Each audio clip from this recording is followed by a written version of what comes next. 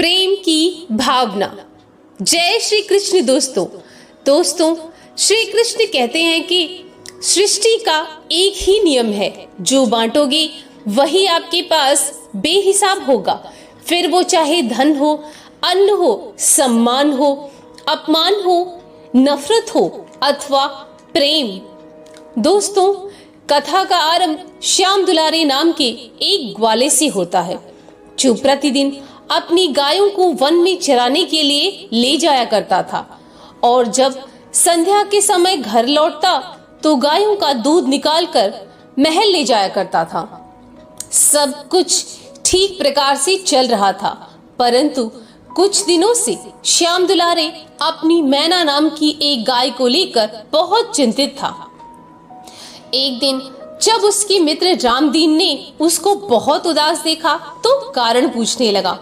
उसने बताया, मित्र, पता नहीं मेरी मैना को सप्ताह भर से क्या हो गया है।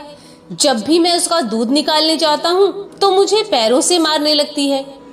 रामदीन ने कहा, तुम इसको पास की वन में लेकर जाते हो तो कहीं ऐसा तो नहीं कि वहीं किसी ने इसे ईर्ष्यावश कुछ खिला दिया हो। श्याम दुलारे ने कहा, अरे नहीं, उस जगह के लोग तो बहुत अच्छे हैं।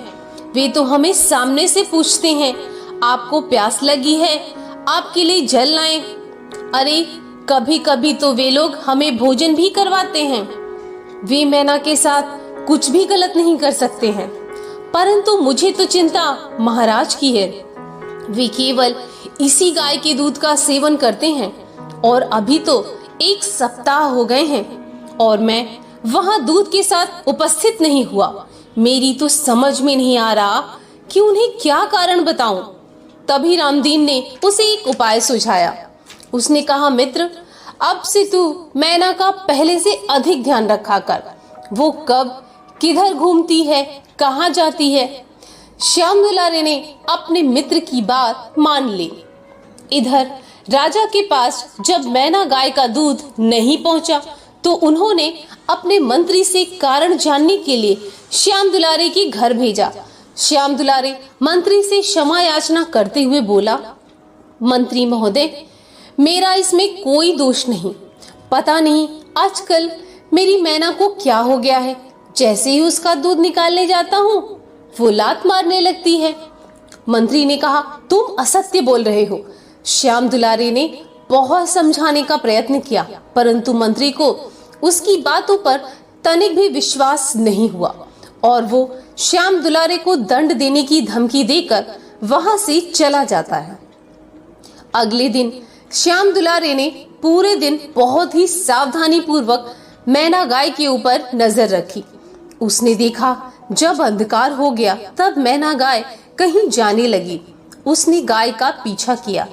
कुछ दूर जाने के बाद उसने देखा मैना एक टूटी फूटी झोपड़ी के बाहर खड़ी हो गई है।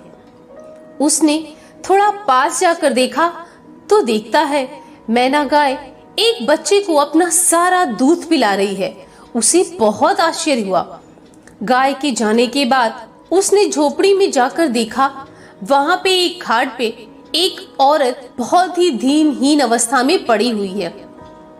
उसने पास जाकर उस औरत से पूछा, तुम्हारी ऐसी स्थिति कब से है? उसने बताया, यही करीब 8 से 10 दिन हुए। और वो बच्चा? स्त्री ने कहा, वो बच्चा मेरा ही है। मैं इतनी असमर्थ हूँ कि अपने बच्चे का ध्यान भी नहीं रख सकती। वो तो भला हो उस गाय का जो नित्य प्रतिदिन आती है और मेरे बच्चे को दूध पिलाती है। सारी बातों को सुनने के पश्चात श्याम दुलारे की आंखों में आंसू आ जाता है।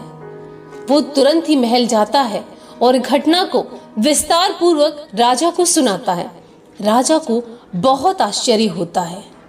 दूर दूर से लोग मैना गाय को देखने आने लगे कि ये अवश्य ही कोई चमत्कारी गाय है। एक दिन अंधकार होने के बाद जब श्याम दुलारे अपनी गौशाला में जाता है, उसे वहां मैना गाय नहीं दिखती।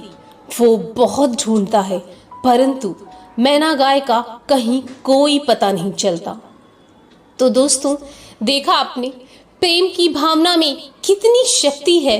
वो प्रेम किस प्रकार एक गाय, एक पशु जो बोलकर कुछ भी व्यक्त नहीं कर सकती, परंतु उसके अंदर की प्रेम की वो भावना ही तो है जो उसे एक बालक के पास खींच कर ले जाती है।